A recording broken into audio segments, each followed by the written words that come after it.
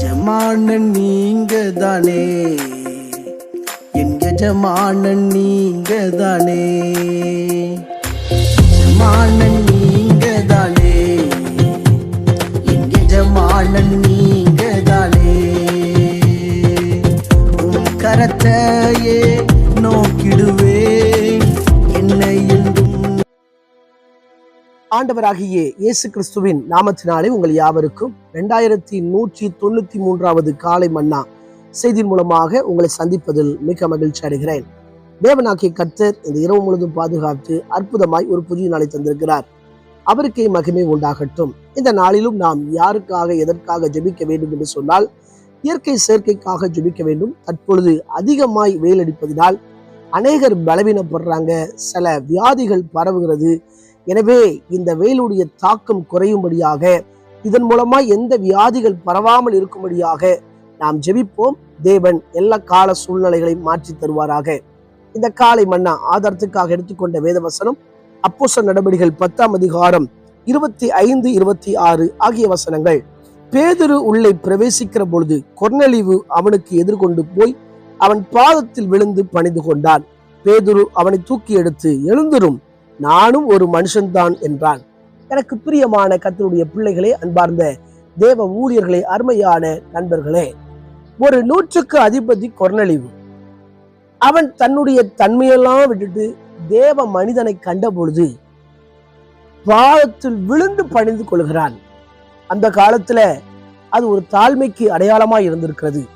அது மாத்திரமல்ல, இது ஒரு ஆராதனைக்கு அர்த்தமாக இருக்கிறது. தேவ சமூகத்துல நாம் பணிந்து அவரை தொழுது கொள்ள வேண்டும்.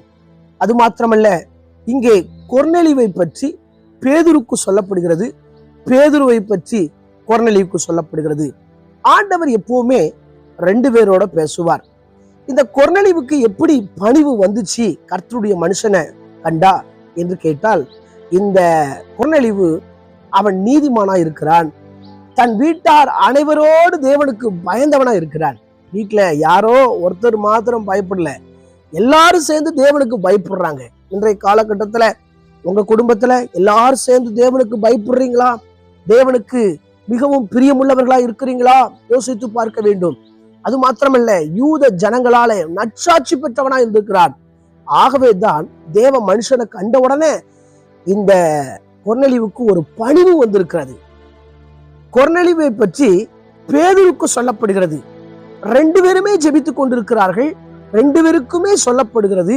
இங்கே பேதுருவை அழைப்பதற்காக கொர்நேலியு தன்னிடம் இருந்த 3 நபர்களை அனுப்புகிறார். இந்த பேதுரு எங்கே இருக்கிறார், எந்த வீட்டில் இருக்கிறார் என்று சொல்லி அனுப்பப்படுகிறது.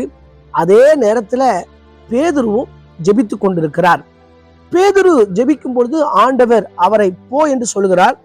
இங்க கொர்நேலியு வீட்டுக்கு வந்த பிறகுதான் இப்படிப்பட்ட காரியம் நடக்கிறது. கொர்நேலியு வீட்டுல எல்லா சொந்த பந்தங்களும் கூடியிருக்கிறாங்க. பேதுரு பிரசங்கம் பண்ணுகிறார். இதை பார்த்து கொண்டிருக்கிற அன்பான கர்த்தருடைய பிள்ளைகளே, ஆண்டவர் ஒரு நபரை பற்றி இன்னொரு ஆளுக்கு சொல்லுகிறார்னா, அதே நபரை பற்றி இந்த ஆளுகளுக்கு சொல்லுவார். எப்பவுமே ஆண்டவர் 2 பேரோட பேசுவார். ஏதோ ஒன் சைடு மட்டும் அப்படி பேசிக்கிட்டு போகிறவர் அல்ல, 2 பக்கமுமே பேசுவார். இன்றைய காலகட்டத்தில் அநேகர் ஆண்டவர் பேசுகிறார் சொல்றாங்க. அதெல்லாம் நாம் நிதானிக்க வேண்டிய காலத்தில் இருக்கிறோம். ஒரு தடவை காலம் சென்ற நெல்லை ஜெபராஜ் ஐயா, அவர் தன்னுடைய கூட்டத்தை முடித்து எல்லா மக்களுக்காய் ஜெபித்துக் கொண்டிருந்தாராம்.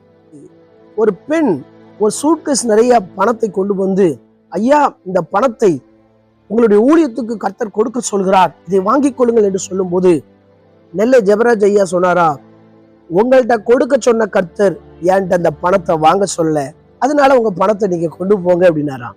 பாருங்க, ஆண்டவர் என்கிட்ட சொல்லல, பணத்தை வாங்க சொல்லுகிறார். அந்த காலத்தில் எவ்வளவு உறுதியாய் ஆண்டவர் மேல பற்றாய் தேவ சத்தத்தை கேட்கக்கூடியவர்கள் இருந்திருக்கிறார்கள். இன்றைய காலகட்டத்திலும் இருக்கிறார்கள். நம்முடைய வாழ்க்கையில ஆண்டவர் பேசுகிறாரா, அதே போல மற்றவர்கள்ட்ட பேசுறாரா என்ற எண்ணம், எந்த சத்தம் நமக்குள் துணிக்க வேண்டும். நம்முடைய சாட்சி உள்ள வாழ்க்கையை காத்துக்கொள்ள வேண்டும். ஆண்டவர் எப்பொழுதுமே 2 பக்கம் பேசுகிறவர். அதே வேளையில தேவ மனிதர்களை நாம் மதிக்க கற்றுக்கொள்ள வேண்டும். சில நேரங்கள்ல சிலர் உயர்ந்து விட்டா அவங்க தேவ மனிதர்களை மதிக்க மாட்டாங்க. சொல்லுவாங்க, என்னுடைய திறமையினால நான் உயர்ந்தேன். இல்ல, நாம் உயர்த்தப்படுவதற்கு நம்மை நடத்தக்கூடிய போதக குடும்பம், விசுவாசிகள் ஜெபிக்கிறனாலதான் கர்த்தர் உயர்த்திருக்கிறார் என்ற எண்ணம் எப்பொழுது காணப்பட வேண்டும். இந்த கொர்நேலியு 100க்கு அதிபதியாய் இருந்தாலும் ஆனால் அவனுக்குள் காணப்பட்டது ஒரு தாழ்மை. ஆகவேதான் தேவ மனிதனை கண்ட உடனே பணிந்து கொள்கிறார், விழுகிறார். நம்முடைய ஜீவியத்திலும் தாழ்மை காணப்படட்டும்.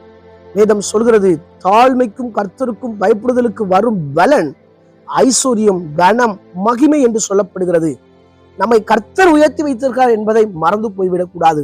சிலரை பார்த்து, இன்னைக்கு ரொம்ப நல்லா இருக்கீங்களா கேட்டா, நான் எவ்வளவு கஷ்டப்பட்டு வந்தேன் தெரியுமா அப்படிம்பாங்க. நீங்க கஷ்டப்படுவதற்கு கர்த்தர் பின்பதாக இருந்து உங்களை எவ்வளவு தாங்கினாரு தெரியுமா? நீங்க கஷ்டப்பட்டதுனால வரல, தேவன் உங்களை தாங்கினதுனால, பாதுகாத்ததுனால, தேவன் உங்க மேல கிருபையா இருந்ததுனாலதான் கர்த்தர் இன்னைக்கு உயர்த்தி வச்சிருக்கிறார். எனவே அதை மறந்து போகாதவர்கள். நம்மை தாழ்த்துவோம். தேவன் நம்மை ஆசீர்வதிப்பாராக. கண்களை மூடி ஜெபிக்கலாம். எங்களை நேசிக்கிற நல்ல தகப்பனே, இந்த வேலைக்காய் ஜெபிக்கிறேன். ஆண்டவரே, எங்க வாழ்க்கையில தேவ மனிதர்களை நாங்கள் மதிக்க கற்றுக்கொள்ள வேண்டும், தாழ்மையா இருக்க கற்றுக்கொள்ள வேண்டும். ஆண்டவரே ஸ்தோத்திரம். தொடர்ந்து உமக்கு பிரியமுள்ள வாழ்க்கை வாழ உதவி செய்யுங்க. விசேஷவனமாய் பிறந்த நாள், திருமண நாளை நினைவு கூறுகிற ஒவ்வொருவரையும் ஆசீர்வதிங்க. ஜீவனுள்ள நாளெல்லாம் நன்மையும் கிருபையும் என்னை தொடரும் என்ற வார்த்தை நிறைவேறட்டும். தொடர்ந்து நாள் முழுதும் கர்த்தருடைய கரம் ஆளுகை செய்து நடத்தட்டும். இயேசுவின் மூலம் ஜெபங்களும் ஜீவனுள்ள நல்ல பிதாவே, ஆமென். ஆண்டு சுத்தமானால் மீண்டும் நாளை காலை புதிய காலை மன்னா செய்தி மொழியை சந்திக்கிறேன். அதுவரை தேவ கிருபை தாங்குவதாக. மாரநாதா, இயேசு வருகிறார். ஆயத்தமாகவும் அனைவரை ஆயத்தப்படுத்துவோம். ஆமென். அல்லேலூயா. Praise the Lord. உந்தனின் சேவை செய்வே, எந்த சூழ்நிலையிலும் என் ஜீவன் பிரியும் வரை உண்மையாய் ஓடிடுவே. என் ஜீவன்